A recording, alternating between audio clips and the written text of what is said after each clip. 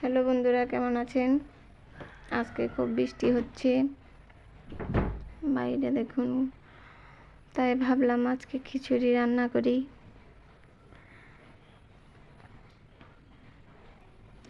খিচুড়ির সব উপকরণ নিয়ে চলে আসলাম রান্নাঘরে। আজকে খিচুড়ি রান্না করব, সাথে আলু ভাজা আর মাছ ভাজি করব।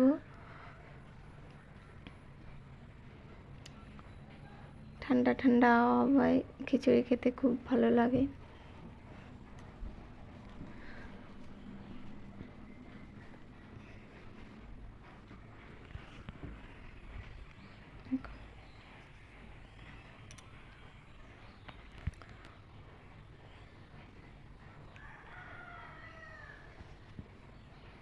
হয়ে গেছে খিচুড়ি, গরম গরম নামিয়ে নিলাম, থালা সাজিয়ে দিলাম।